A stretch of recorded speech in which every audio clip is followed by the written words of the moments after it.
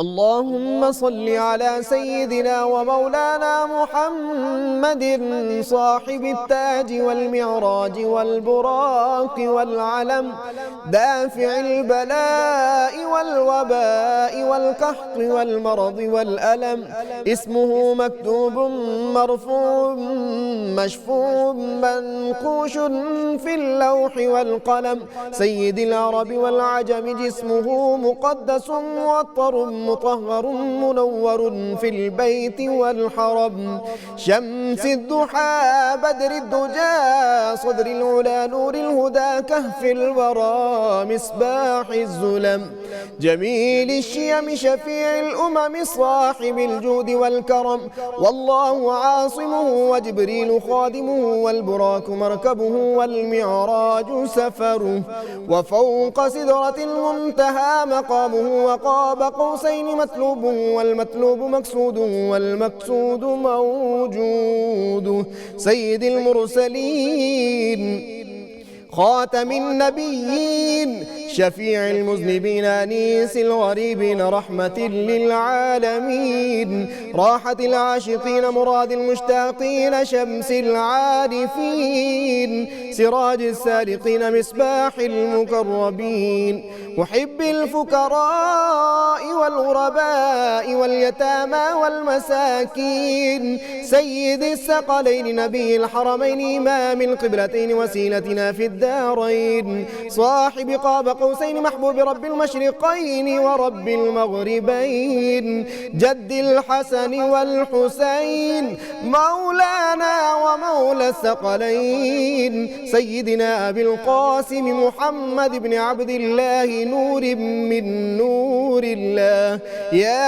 أيها المشتاقون بنور جماله بلغ العلا بكماله، كشف الدجى بجماله حصنت جميع خصاله، صلوا عليه وآله وأصحابه وسلموا تسليما.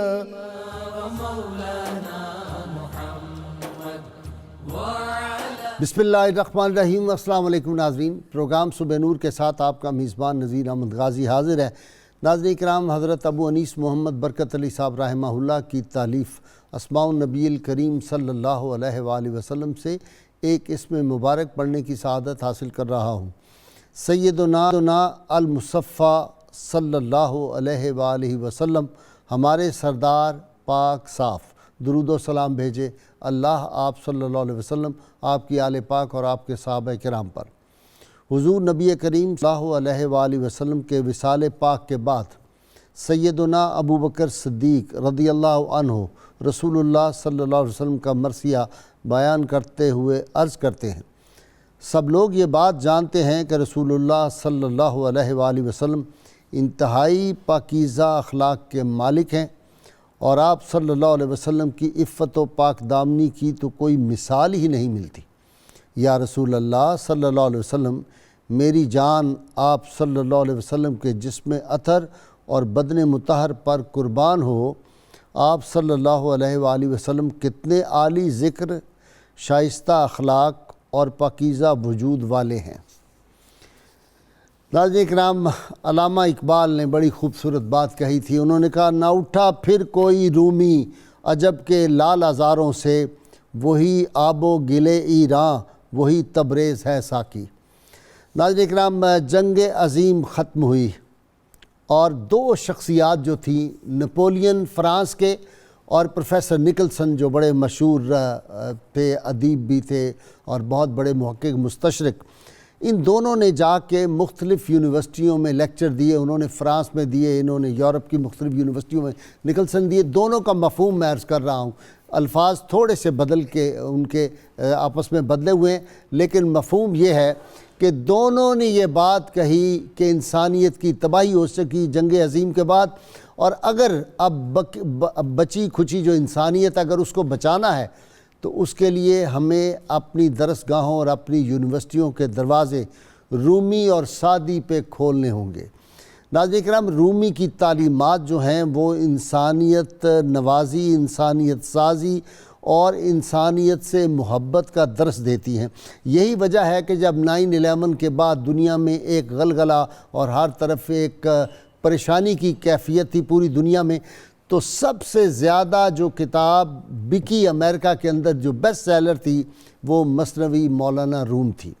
ناظرین کرام، مولانا جلال الدین رومی نسبی اعتبار سے صدیقی ہیں، اور 13ویں صدی عیسوی ناظرین کرام ایسی صدی ہے جس میں امت مسلمہ پہ بہت زیادہ ابتلاء کا زمانہ تھا۔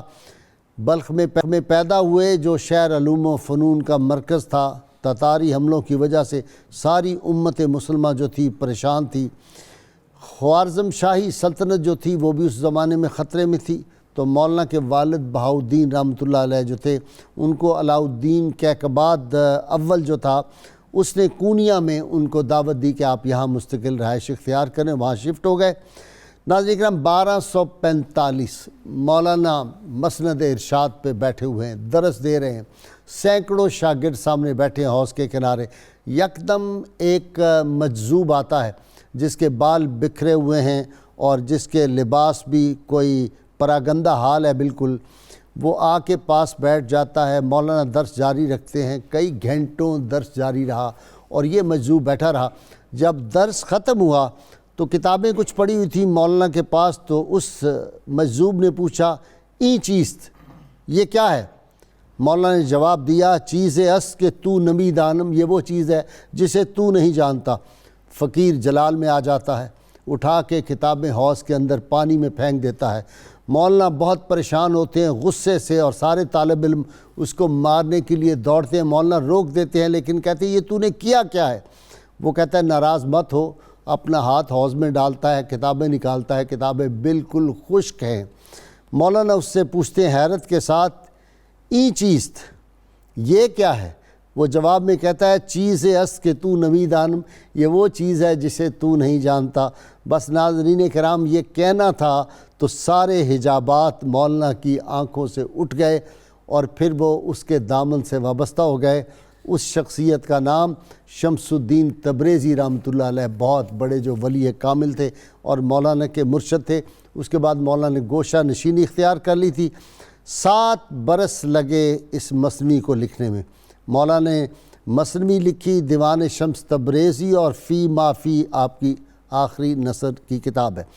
ناظرین کرام، مولانا جلال الدین رومی رحمۃ اللہ علیہ، ان کی ساری جو تعلیمات ہیں ان میں اتنا زیادہ ہمیں حکمت ملتی ہے۔ ایک ایک ان کا میں کہتا ہوں اگر کوئی چیز پکڑ لی جائے تو انسان کی ساری زندگی جو ہے وہ درست و سمت میں چلی جاتی ہے، اور علم و حکمت کے چشمے پھوٹتے ہیں ان کی تعلیمات سے۔ وہ خود فرماتے ہیں کہ چند چند از حکمت یونانیاں، حکمت ایمانیاں را ہم بخاں، حکمت یونانیوں پر کم توجہ کیا کرو، حکمت ایمانیاں کو پڑھو۔ ناظرین کرام، مولانا نے اتنا بڑا کام کیا ہے۔ ایک خاص طور پہ مجھے بہت اچھی ان کی بات لگی اور میں چاہتا ہوں کہ اپنے ناظرین سے شیئر کروں۔ مولانا نے فرمایا کہ کل دی فور برڈز، تمہارے اندر جو 4 پرندے ہیں تم ان کو مار لو تو معرفت کے راز اور معرفت کے دروازے اور ساری بلندیاں اور آسمانی دانش تمہیں حاصل ہو جائے گی۔ وہ 4 کون کون سے ہیں؟ فرماتے ہیں بطخ، مرغ، مور اور کوا۔ بطخ اس لیے کہ یہ لالچی ہے، سارا دن منہ سے کھاتی رہتی ہے اور پیچھے سے یہ نکالتی رہتی ہے گند۔ اسی طرح لالچی انسان جو ہے اس کا بھی یہی حال ہوتا ہے۔ پھر کہتے ہیں کہ مرغ کو مار لو، یہ شہوت کی نشانی ہے۔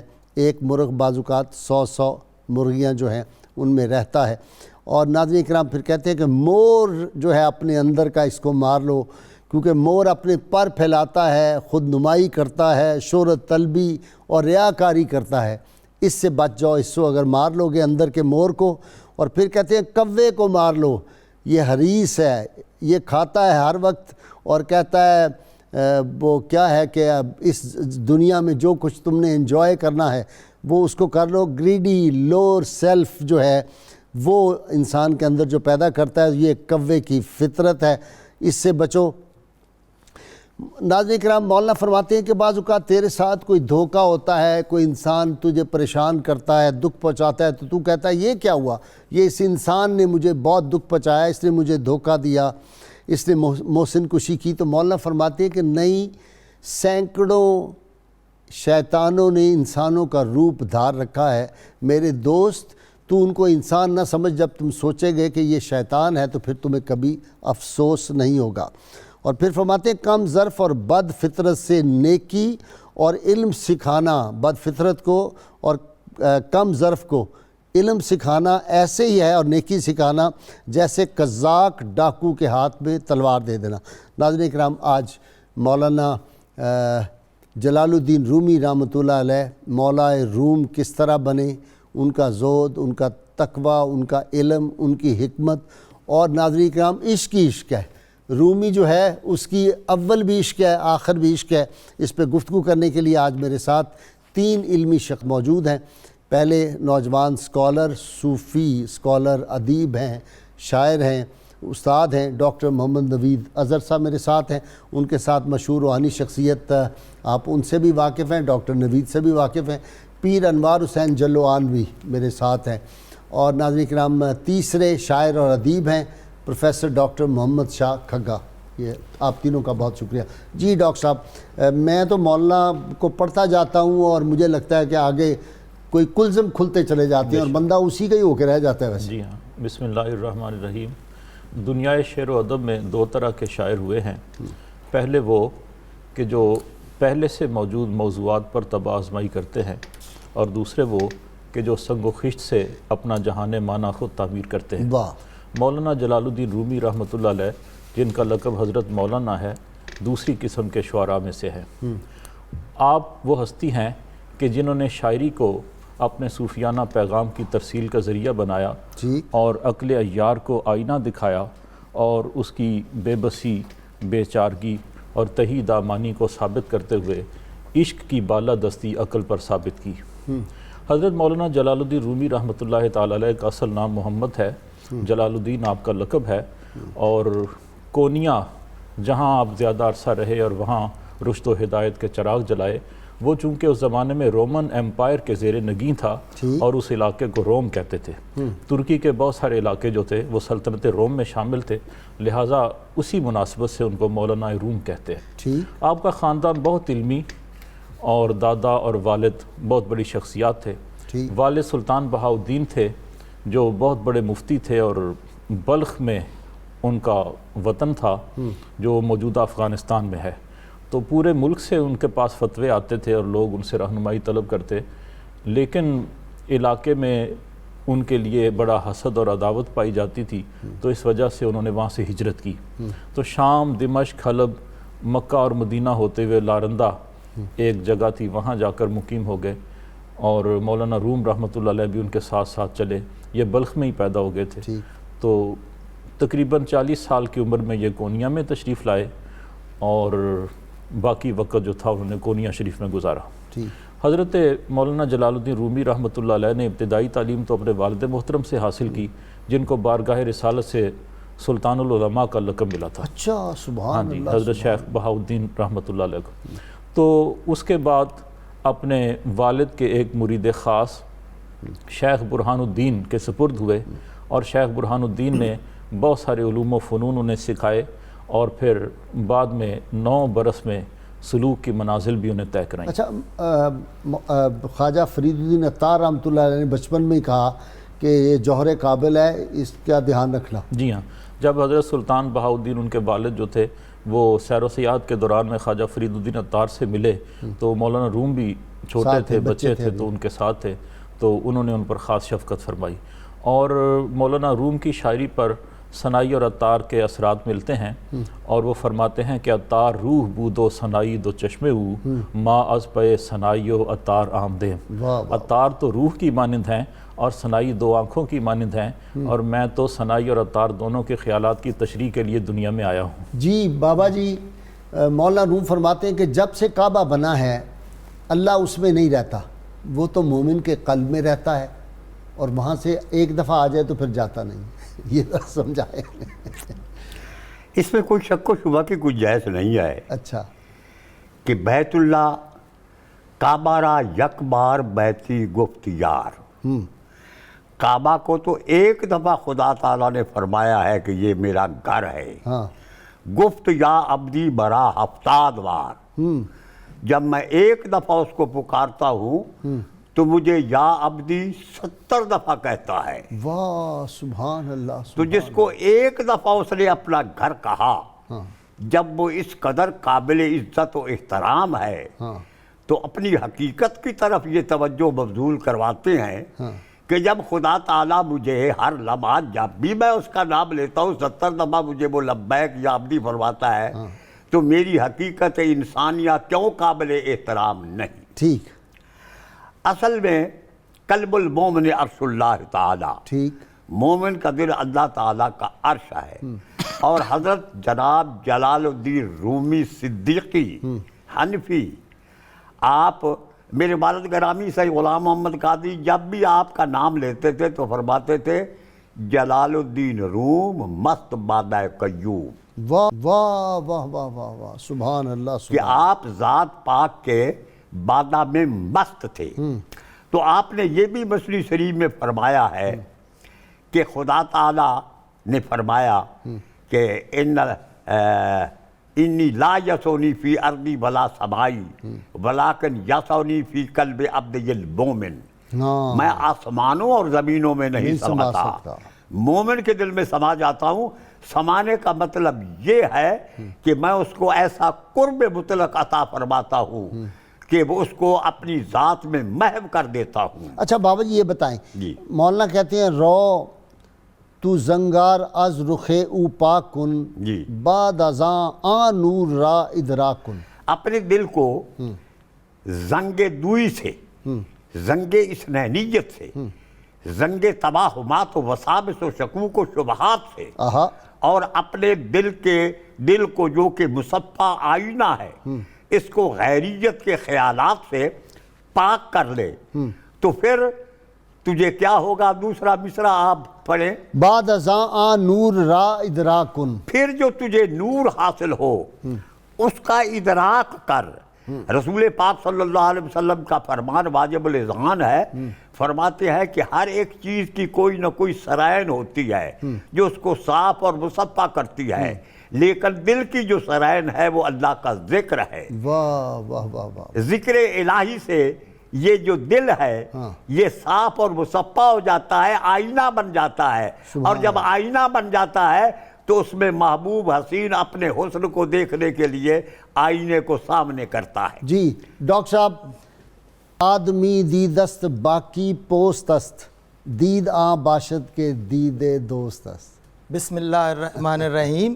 جیسے آپ نے فرمایا کہ مولانا روم رحمۃ اللہ علیہ سراپا عشق ہیں, اور حضرت اقبال نے تو ان کے لیے یہ کہا کہ علاج آتش رومی کے سوز میں ہے تیرا, تیری خرد پہ ہے غالب فرنگیوں کا فسوں.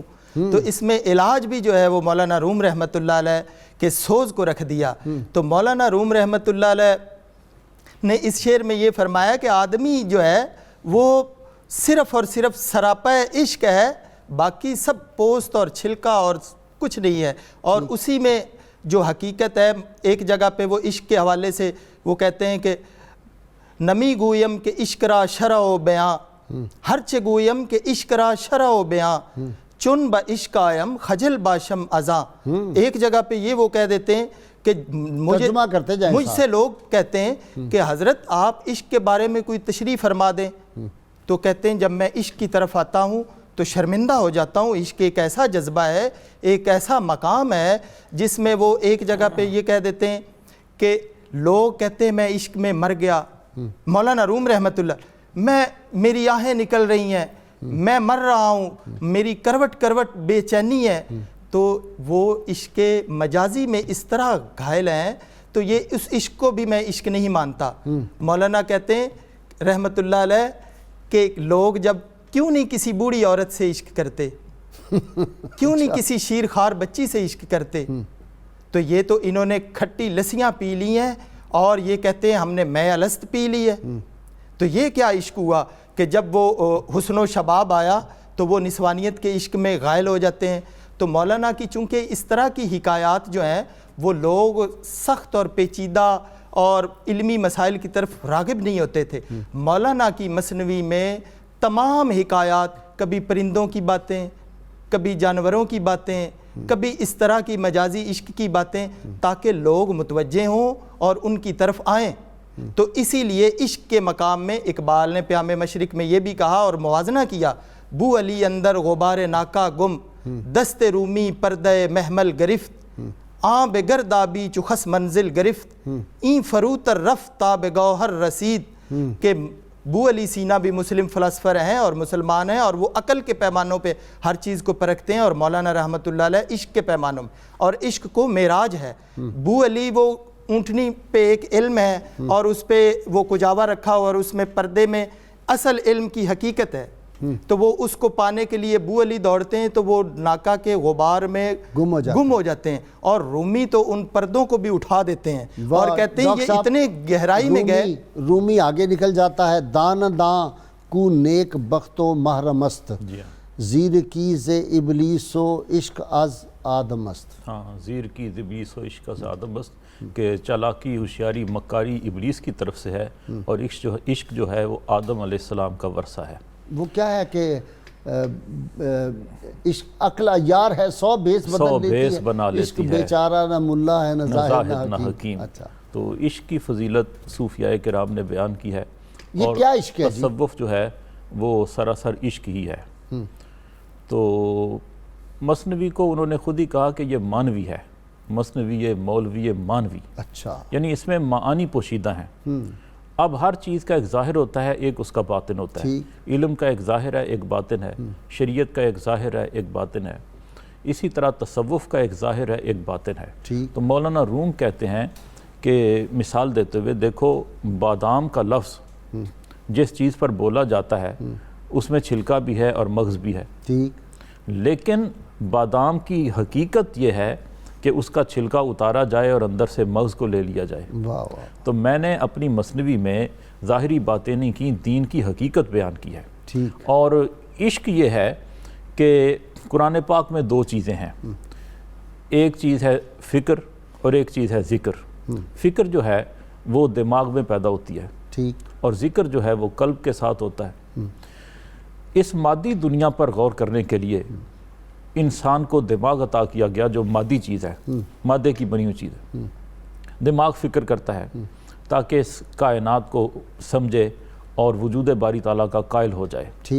جب وہ وجود باری تعالیٰ کا قائل ہو جائے، توحید کا قائل ہو جائے فکر کے ذریعے سے، مادی چیز دماغ کے ذریعے سے، تو اگلا مرحلہ آتا ہے قرب الہی کا۔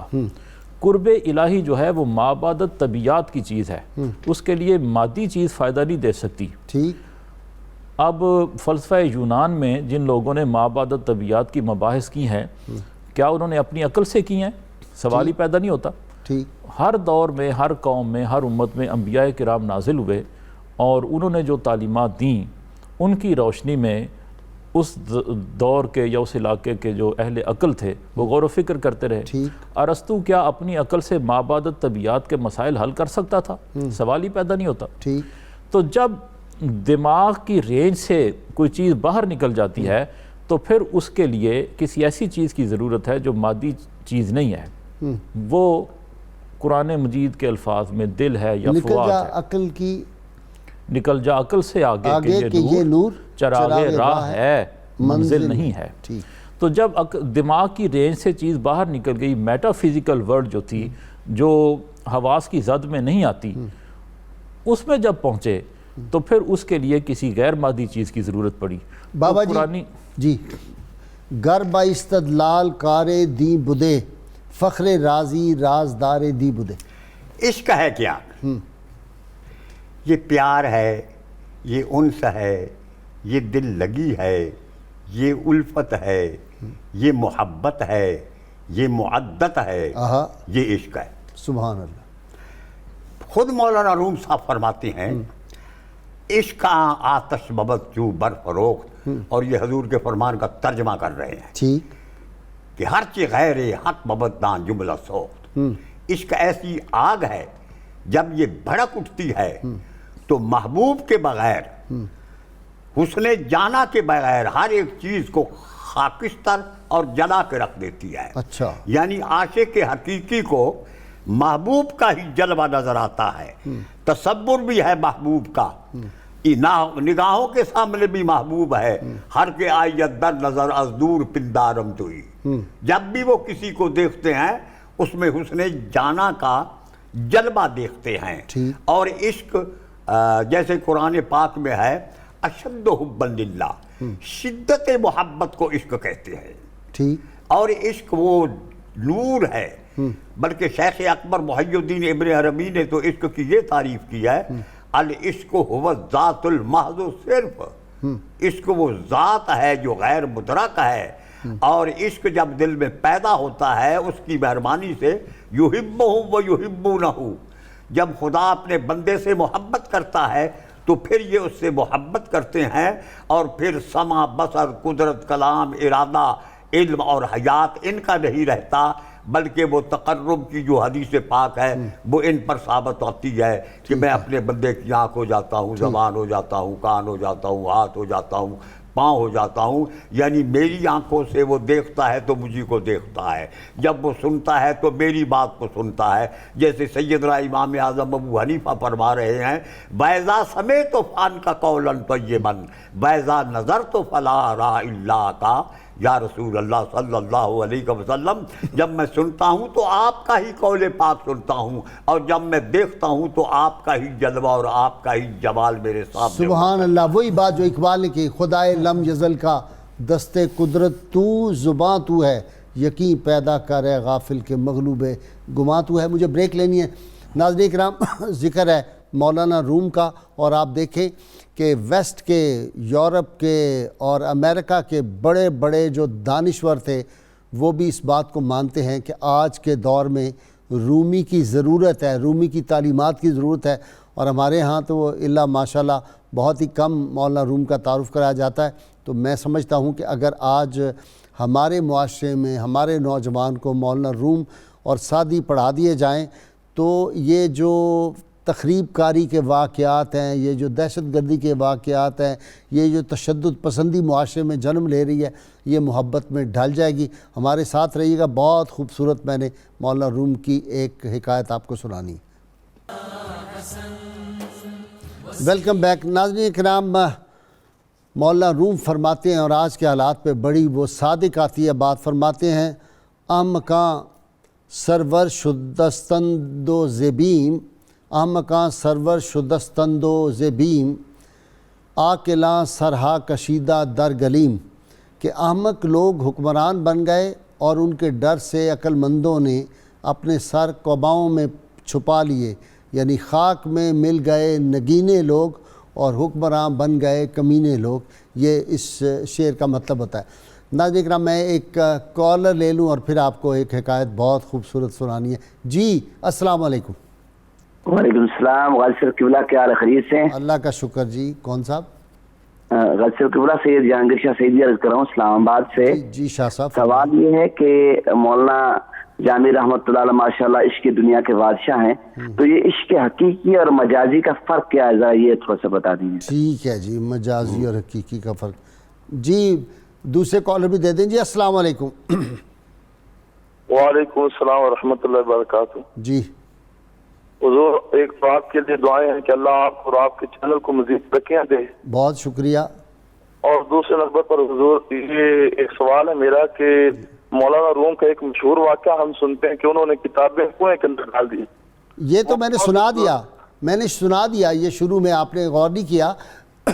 یہ شمس الدین تبریزی رحمۃ اللہ علیہ جو تھے، انہوں نے وہ کتابیں حوض کے اندر پھینک دی تھی، تو وہ میں نے سنا دیا پہلے. بہت شکریہ آپ کا. ناظرین کرام، مولانا روم تمثیلوں میں اور حکایات میں بہت خوبصورت باتیں اور بڑے درس ہیں. فرماتے ہیں نااہل سے محبت کرنے کا انجام ہمیشہ ذلت، رسوائی اور ہلاکت کی صورت میں نکلتا ہے، اور احمق اور بد فطرت اور کمینے انسان سے اگر کوئی بھلائی کرو تو اس کے شر سے بچنا چاہیے. مولانا یہ نااہل سے محبت کا ایک بہت لمبا واقعہ بیان فرماتے ہیں، مختصر میں کر رہا ہوں. فرماتے ہیں کہ ایک چوہے اور مینڈک کی دوستی ہو گئی. تو چوہے نے کہا یار ملاقات کو جی چاہتا ہے، بہت زیادہ محبت تم سے ہو گئی ہے، تو لیکن تم پانی کے اندر ہوتے ہو، وہاں تک میں پہنچ نہیں سکتا. تو اس نے کہا ایک دھاگا ہم دونوں آپس میں باندھ لیتے ہیں، میں اپنے جسم کے ساتھ باندھ لیتا ہوں، جب تمہیں میری محبت تڑپائے اس دھاگے کو ہلانا، میں باہر آ جایا کروں گا دریا سے. تو فرماتے ہیں کہ ایک دن اس نے جو چیل اڑ کے آ رہی تھی اس نے چوہے کو پکڑ لیا اور وہ لے کے اس کو اڑ گئی، تو جب وہ فضا میں اڑ رہی تھی تو ساتھ ہی مینڈک جو تھا وہ بھی لٹک رہا تھا، اور پھر اس نے ان دونوں کو ہلاک کر دیا۔ تو فرماتے ہیں اسی طرح نااہل سے جب تم اپنا تعلق جوڑ لو گے وہ تو ہلاک ہوگا ہی ہوگا، ساتھ تمہاری ہلاکت کا باعث بھی بن جائے گا۔ جی پروفیسر صاحب آپ ذرا 2 سوالوں کے جواب دے دیں اور پھر میں جاؤں گا ڈاکٹر صاحب کی طرف۔ یہ انہوں نے کہا مجازی اور حقیقی کا فرق، بہت مختصر بیان۔ ہاں جی، نہیں کوئی نہیں۔ مولانا روم رحمۃ اللہ علیہ فرماتے ہیں کہ یہ انسان کا وجود جو ہے یہ ظاہری وجود تو عناصر اربعہ سے مل کر بنا ہے، تو مٹی سے بنا ہے، ہوا سے اور پانی سے بنا ہے۔ انسان کی زندگی کا مقصد یہی نہیں کہ اسی مٹی میں ہی وہ اپنی عمر غارت کر دے، اسے چاہیے کہ اس کے چنگل سے باہر نکلے اور اللہ تعالیٰ کے ساتھ اپنی محبت کرے۔ ٹھیک، اور مثنوی میں بالکل انہوں نے قرآن مجید کے معانی کو بیان کیا ہے۔ افسوس کی بات یہ ہے کہ آج وہ علوم ناپید ہو چکے ہیں جو رومی کو اور اقبال کو سمجھنے کے لیے ضروری ہیں۔ ٹھیک، جو لوگ اہل علم ہیں انہوں نے یہ کہا کہ مثنوی مولوی مانوی ہست قرآن در زبان پہلوی، یہ پہلوی یعنی فارسی زبان میں قرآن ہے، اور وہ کہتے ہیں کہ قرآن مجید میں آتا ہے فَفِرُّوا إِلَى اللَّهِ، اس مادیت کے چنگل سے خود کو چھڑا کر اللہ کی طرف دوڑو۔ فرار کا مطلب ہے کسی کے چنگل سے بچ کر نکلنا، خود کو چھڑا کر بھاگنا۔ تو اللہ تعالیٰ فرماتے ہیں کہ اللہ کی طرف دوڑو، اور رومی بھی یہی کہتے ہیں کہ مجازی عشق یہ ہے کہ آدمی اسی مٹی کے جہان میں ہی الجھا رہے، اور حقیقی یہ ہے کہ وہ اللہ تعالیٰ کے ساتھ اپنا تعلق قائم کرے۔ وہ جو میاں صاحب نے فرمایا، میاں محمد بخش رحمۃ اللہ نے، کہ چنگی صورت عاشق ہوئوں تو کی تیری دنائی، عاشق ہو اس رب سچے دا جسے شکل بنائی، جس نے شکل بنائی، اس کی طرف۔ جی اپنا ڈاکٹر صاحب آپ کی طرف آ جاتے ہیں۔ فرماتے ہیں سینہ بے کینہ ہو جائے تو تم آئینہ بن جاؤ گے اور علم و حکمت اور معرفت کے چشمے جاری ہو جائیں گے۔ جی سبحان اللہ، ماشاءاللہ خوبصورت ہے۔ یہ جو بات چل رہی تھی اس میں ایک چیز میں بھی اضافہ کروں گا۔ جی ارشاد۔ وہ مولانا عبد الرحمن جامی رحمۃ اللہ علیہ اس چیز کی وضاحت کرتے ہیں، اور مولانا روم رحمۃ اللہ علیہ بھی اسی طرح کہتے ہیں، متاب از عشق رو گرچہ مجازیست کہ ان بہر حقیقی کارسازیست، کہ اگر آپ کو دنیا میں کوئی ایسی خوبصورت چیز بھی پسند آ جائے تو اس سے روگردانی نہ کریں، یہی تو آپ کو حقیقت کی طرف لے کے جائے گی، تمہارا ظرف وسیع کر دے گی۔ تمہارا جب ظرف وسیع ہوگا تو جلوہ خدا تب آپ سما سکو گے۔ تو جو آپ بات فرما رہے تھے کہ مولانا روم رحمۃ اللہ علیہ ایک ایسی شخصیت اور ایک ایسا نام ہے جس کو، جیسے یہ باتیں ہو رہی تھی، پڑھنا ضروری ہے، اور یہ کہا گیا ہے کہ عمر کے کسی حصے میں بھی اگر یہ آپ کو موقع مل جائے تو اس کو ضرور آپ دیکھیں، اس میں دنائی ہی دنائی ہے اور عقل ہی عقل ہے۔ مولانا روم رحمۃ اللہ علیہ جب حضرت شیخ شمس تبریز رحمۃ اللہ علیہ کے حلقہ ارادت میں آگئے، اس سے پہلے بہت بڑے عالم دین اور باقاعدہ پورے لباس اور جبے اور لوگوں کے ساتھ بڑے ڈسپلن کے ساتھ بیٹھتے تھے، عالی شان شاہانہ انداز میں۔ لیکن جب مولانا شمس کے عشق میں آ گئے تو گلیوں میں ایک واقعہ لکھا ہوا ہے کہ آپ ایک جگہ پہ زرکوب جو ورق کوٹنے والی دکان ہے وہاں سے گزرے تو وہ ایک ردھم میں تھی، تو آپ کے اندر چونکہ وہ عشق کی چنگاری جو ہے وہ جل چکی تھی اور شیخ شمس نے وہ جلا دی تھی، آپ اس ردھم میں وہ ٹن ٹنا ٹن ٹن ٹن ٹنا ٹن ٹن، وہ ایک ردھم تھا، وہ مثنوی کا کہتے ہیں کہ وزن بھی وہی ہے، آپ اس پہ رقص کرنے لگ گئے بازار میں۔ اور کسی شاعر نے ان کے بارے میں کہا کہ جب سے وہ ہر ذرے میں دکھنے لگے ہم کو بھی سجدوں کی عادت ہو گئی، ان سے محبت ہو گئی، ان سے محبت ہو گئی، آنکھ لگ کر لگ سکی نہ عمر بھر، آنکھ لگنا ایک مصیبت ہو گئی۔ تو وہ فاعلاتن فاعلاتن فاعلات اسی وزن پہ مثنوی جو ہے نا وہ لکھ دی۔ ایک بڑا خوبصورت شعر، آنکھ لگتی ہے تو کہتے ہیں کہ نیند آتی ہے، آنکھ اپنی جو لگی چین نہیں خواب نہیں۔ اچھا جی ڈاکٹر صاحب آپ کی طرف آ جاتا ہوں۔ مجھے ویسے آج بڑا فیل ہو رہا ہے کہ پیر سردار صاحب ہیں کھیپڑ شریف والے، بڑے صوفی، وہ پیر علاؤ الدین صدیقی رحمۃ اللہ علیہ کے بعد اتھارٹی ہے مولانا روم پہ۔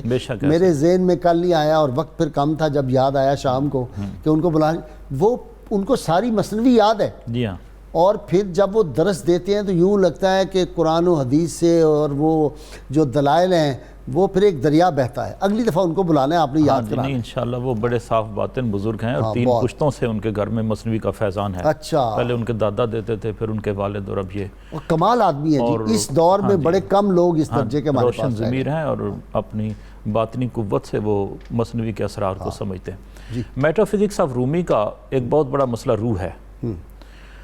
آج کے جدید ذہن کو سمجھ نہیں آتی کہ مولانا روم اس طرح کی باتیں کیوں کرتے ہیں.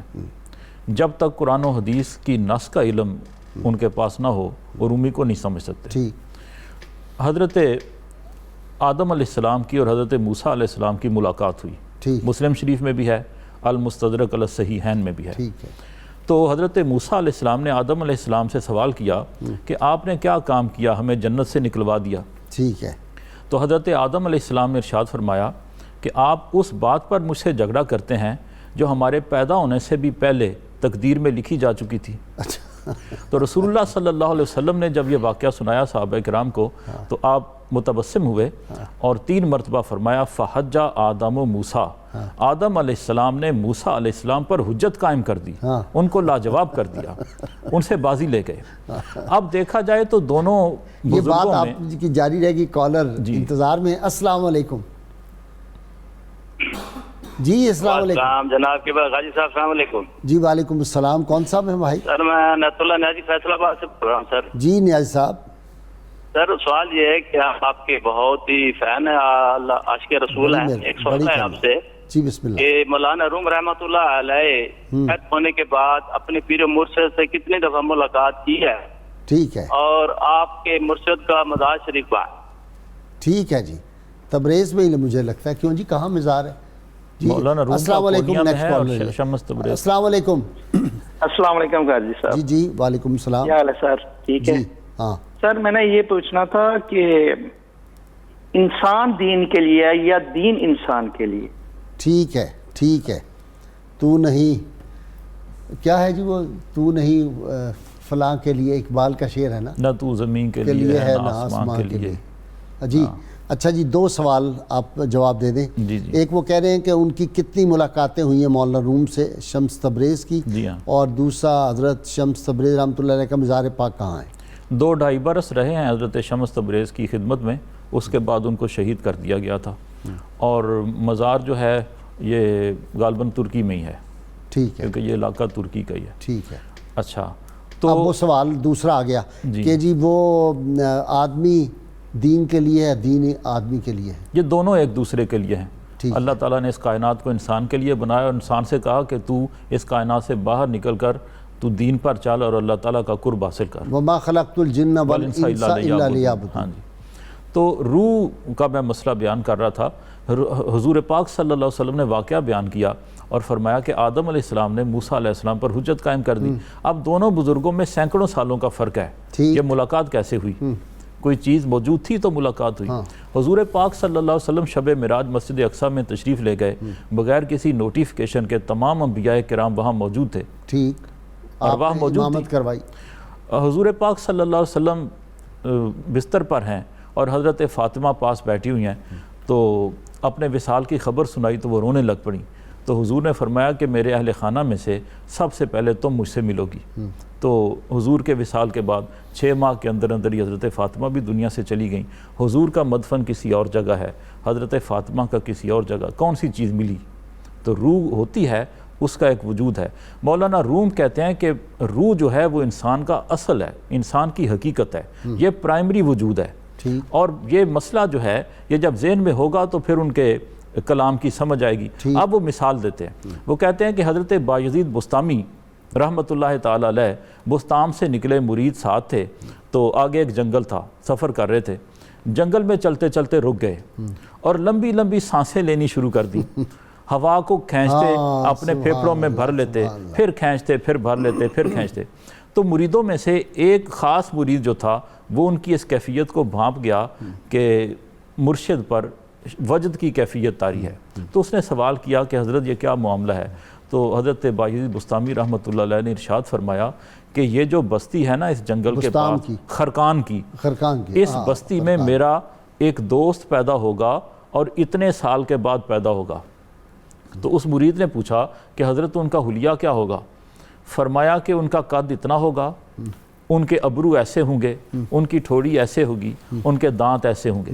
تو مریدوں نے وہ ڈیٹ جو تھی نوٹ کر لی، اور یہ بھی فرمایا کہ وہ میری قبر سے آ کر فیض حاصل کرے گا۔ جب اچھا، ان مریدوں نے یہ بھی کہا کہ یہ تو چوروں کی بستی ہے خرقان جو ہے، یہاں تو سارے بہت گندے لوگ ہیں۔ جی ہاں، تو چوروں کی بستی میں بھی کوئی ولی پیدا ہو سکتا ہے۔ تو جب حضرت بایزید بسطامی دنیا سے پردہ کر گئے تو ٹھیک اس واقعے کے اتنے برس بعد حضرت ابوالحسن خرقانی رحمۃ اللہ علیہ خرقان میں پیدا ہوئے، اور وہ آ کر پیدل چل کے حضرت بایزید بسطامی کی قبر سے فیض حاصل کیا کرتے تھے۔ اکثر آتے تھے۔ یہاں آ کر پھر مولانا روم کہتے ہیں لوح محفوظ است پیش اولیاء، از چے محفوظ است محفوظ از خطا۔ لوح محفوظ جو ہوتی ہے اولیاء کی نظروں کے سامنے ہوتی ہے، اور وہ کس چیز سے محفوظ ہے؟ وہ غلطی اور خطا سے محفوظ ہے۔ جس کی نظر لوح محفوظ پر پڑ جاتی ہے اس کے علم میں غلطی نہیں ہوتی۔ نکلا ہوا کمان سے بھی واپس لے آتے ہیں۔ جی ہاں، تیر جستہ باز گردان زرا، وہ راستے سے کھینچا ہوا تیر واپس کھینچ لیتے ہیں، ان کے پاس قوت ہے۔ ماشاءاللہ، اور وہ مٹی کو سونا بنا دیتے ہیں، یہ بھی کس جگہ کہا۔ ناظرین کرام، آج کے سوال کا وقت ہو گیا۔ ہم ہر روز آپ سے سوال پوچھتے ہیں، جو صحیح جواب دیں ان کو کسان آئل کی جانب سے گفٹ پیش کیا جاتا ہے۔ آج کا سوال حضرت مولانا روم رحمہ اللہ کی نعتیہ شاعری کے مجموعہ کا کیا نام ہے؟ جو کل سوال ہم نے آپ سے پوچھا تھا حضرت شیخ عبدالرزاق گیلانی رضی اللہ عنہ کا مزار اقدس بغداد شریف میں ہے۔ درست جنہوں نے جواب سب سے پہلے دیا، خوش نصیب حضرات کے نام: محمد یوسف انصاری چنیوٹ، محمد آفتاب رضا فیصل آباد، سید عبداللہ کراچی، فاخرہ انجم لاہور، محمد اکرم راول پنڈی، اسرار الدین شیخوپورہ، محمد سلطان شاہ لاہور، جاوید بلوچ کراچی، اختر اقبال جہلم، سید طہ بخاری بہاولپور، پیر سید شفیق احمد شاہ صاحب لودھراں، شکیل احمد مظفر آباد آزاد کشمیر۔ آپ سب کو انشاءاللہ آپ کو گفٹ مل جائیں گے۔ بابا جی، یہ فنا و بقا کا کیا مسئلہ ہے؟ مولانا روم جو کہتے ہیں فنا ہے کیا؟ محبوب کے خیال میں اور اس کے تصور میں اور اس کی محبت میں اور اس کا عشق میں اس قدر محو ہو جانا کہ اپنی ہستی موہومیہ سے گزر جانا۔ ٹھیک کہ من نیم، ٹھیک، من نیم واللہ یارا من نیم، یہ تو بابا فرید صاحب بھی فرماتے ہیں۔ ٹھیک، کہ سر سرم جان جانم تن نیم، ایسا محو ہو جانا، مستغرق ہو جانا محبوب کے تصور اور خیال میں کہ اپنا خیال تک نہ رہنا۔ اس کو تصوف کی اصطلاح میں جمع بھی کہتے ہیں۔ اچھا، اپنی ہستی سے گزر جانا، کیونکہ جب تک فنا نہیں ہوگی بقا نہیں ہوگی۔ ٹھیک، کلمے کی بھی ابتدا یہی ہے۔ ٹھیک، پہلے لا الہ نفی ہے، یہ فنا ہے، الا اللہ بقا ہے۔ اور ایک دن جب بغداد شریف میں تشریف لے گئے ڈھونڈتے ڈھونڈتے مولانا جلال الدین رومی حضرت شاہ سمجھ تبریز کو، تو آپ نے فرمایا کہ مولوی صاحب کلمہ جانتے ہو؟ انہوں نے 30 قراتوں میں کلمہ پاک پڑھا، اللہ، لا الہ الا اللہ۔ آپ نے فرمایا قراتوں میں الجھے ہوئے ہو، میں اس کا مفہوم بتانا چاہتا ہوں اور سمجھنا چاہتا ہوں، تم نہیں جانتے کہ کلمے کا مفہوم کیا ہے۔ واہ، تو آپ نے فرمایا کہ 2 پلیٹوں کو لاؤ۔ 2 بڑی بڑی پلیٹیں لائی گئیں۔ حضرت شمس تبریز نے 1 پلیٹ اپنے سر پہ رکھی اور 1 اپنے پاؤں میں، فرمایا کہ اب لا الہ الا اللہ پڑھنا۔ جب مولانا روم صاحب نے لا الہ کہا تو آپ کا وجود عنصری بھی معدوم ہو گیا، اور جو سر کی پلیٹ تھی وہ نیچے والی پاؤں والی پلیٹ کے ساتھ آ کر مل گئی۔ پھر جب انہوں نے الا اللہ کہا تو پھر آپ موجود تھے۔ واہ، وہ پلیٹ جو ملی ہوئی تھی پاؤں کی پلیٹ سے، وہ پھر آپ کے سر پہ آ گئی۔ آپ نے فرمایا کہ مولوی صاحب یہ اس کو کہتے ہیں فنا اور اس کو کہتے ہیں بقا۔ اور پھر یہی مولانا روم صاحب، میں تھوڑا سا عرض کرنا چاہتا ہوں کہ آپ شمس تبریز کی محبت میں اس قدر گلیوں میں پھرتے تھے اور سب کچھ چھوڑ دیا۔ کیوں چھوڑ دیا؟ اس پر انہوں نے یہ فرمایا کہ کال را بگزار و مرد حال شو، پیش مرد کامل پامال شو۔ یعنی آپ نے واضح کیا کہ جو کچھ میں مفتی تھا یا مدرس تھا یا میں استاد تھا یا لوگ میرے ارد گرد گھومتے تھے، وہ سب کال تھا۔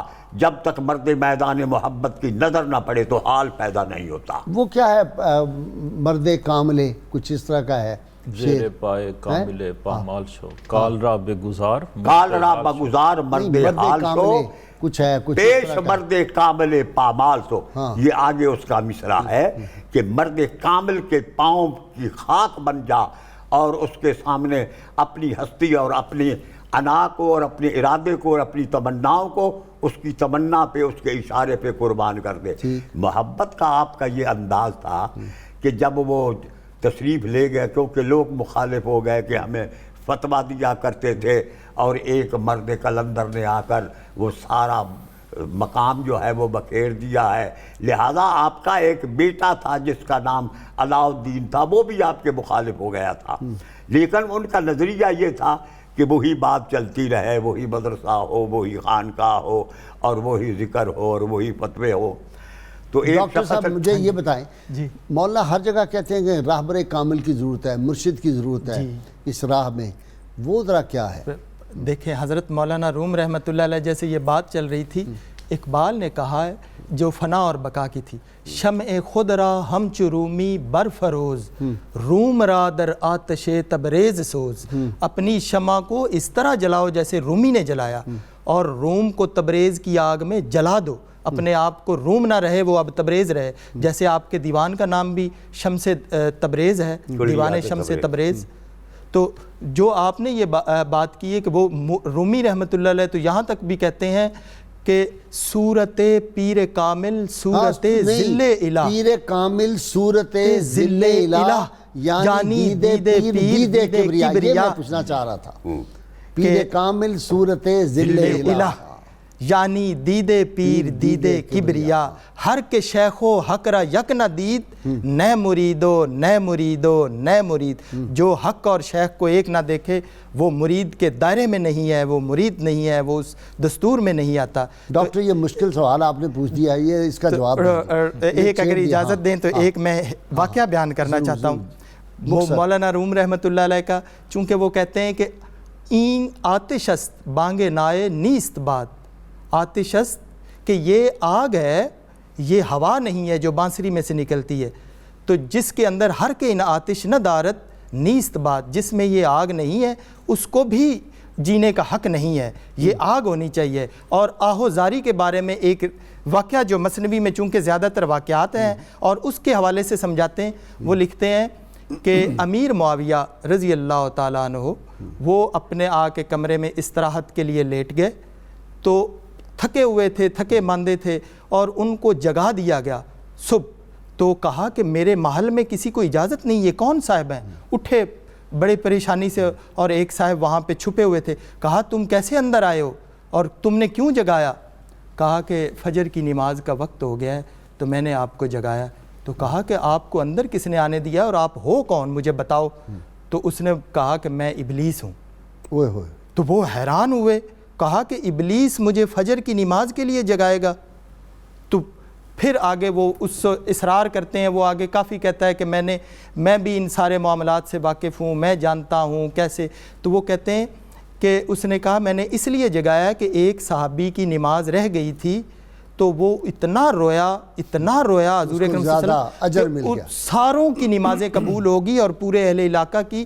تو میں یہ چاہ رہا ہوں کہ آپ بھی یہ کہیں نہ آہوزاری کریں، چونکہ اس میں وہ اصل فرما رہے ہیں کہ آہوزاری بارگاہ خداوندی میں اتنی قبول ہوتی ہے کہ پوری بستی اور پورے علاقے اور پورے سلطنت کی دعائیں اور ان پہ رحم اور مہربانی۔ بابا جی یہ شرک ہے، پیر کامل صورت ذل الہ یعنی دید پیر دید کبریا، یہ کیا بات ہے؟ شرک تب ہو اگر دو سمجھے جائیں۔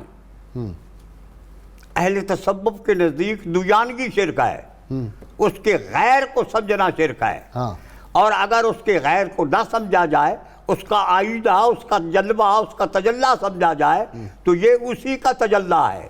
جیسے آئینہ کی اپنی صورت نہیں ہے، آئینے کا اپنا تکلم اور تحکم اور ترنم نہیں ہے، جو آئینے کے بالمقابل ہے، یہ بولتا ہے تو وہ بولتا ہے، یہ راز کھولتا ہے تو وہ راز کھولتا ہے۔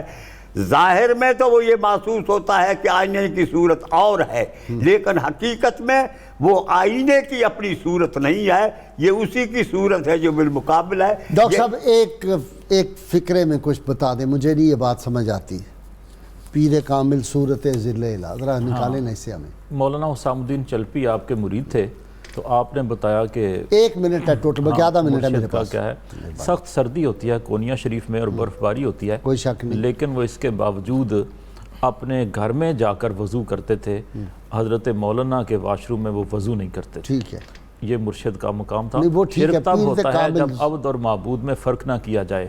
اللہ تعالیٰ کی جو صفات ہیں وہ معبود کی حیثیت سے ہیں، اور باقی تمام مخلوقات کی ہیں وہ عبد کی حیثیت سے ہیں۔ جب مستقل بذات مخلوق کو نہیں سمجھا جائے گا تو پھر شرک واقعہ نہیں ہوگا۔ اچھا ٹھیک ہے، بہت شکریہ آپ کا بابا جی، آپ کا بھی شکریہ، ڈاکٹر صاحب آپ کا شکریہ۔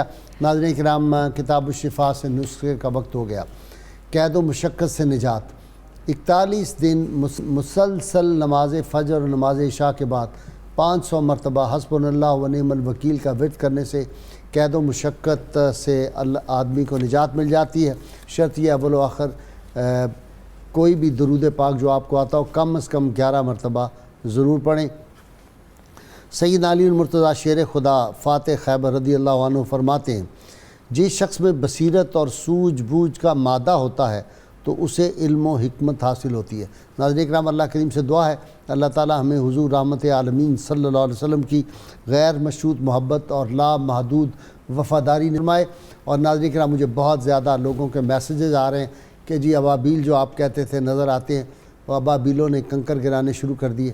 ابھی یہ دوسرا بریگیڈ آیا ہے، تیسرا آنے والا ہے، انتظار کیجئے۔ اللہ تعالیٰ کے اپنے معاملات ہوتے ہیں، اس کی قدرت ہوتی ہے، اور بہرحال اہل نظر جو ہیں ان کو کچھ نہ کچھ اشارے نظر آنے شروع ہو جاتے ہیں۔ ابابیل ہیں، بالکل ایکٹیو ہیں، آپ دیکھتے رہیں گے۔ اور وہ نعرہ ہم نہیں بھول سکتے جو ہم ہر روز لگاتے ہیں۔ میری گزارش ہے جتنے بھی خطیب حضرات، خطبہ جتنے بھی ہیں وہ دیکھتے ہیں ہمارا پروگرام، ان سے گزارش ہے کہ جب اپنا خطبہ ختم کیا کریں اپنی تقریر کو، تو خطبے سے پہلے ضرور نعرہ لگوایا کریں پاکستان کا مطلب کیا، لا الہ الا اللہ، کیونکہ اس سے پورے ملک میں ایک اپنے اس دھرتی اور اس وطن سے محبت کے جذبات پیدا ہوتے ہیں جو جن کی اس وقت بہت ضرورت ہے۔ ورنہ لوگ تو اس وطن کے خلاف ہی اب باتیں کرنا شروع ہو گئے ہیں، اسی ملک کا کھاتے ہیں، اسی ملک سے غداری کرتے ہیں۔ اللہ تعالیٰ ان کو ہدایت نصیب فرمائے۔ تیار ہو جائیے، میرے تینوں مہمان بھی نعرہ لگائیں گے، میرے ناظرین سامعین سب مل کے، آج جمعۃ المبارک کا دن ہے، سب مل کے نعرہ لگائیں۔ پاکستان کا مطلب کیا؟ لا الہ الا اللہ محمد الرسول اللہ صلی اللہ علیہ وسلم۔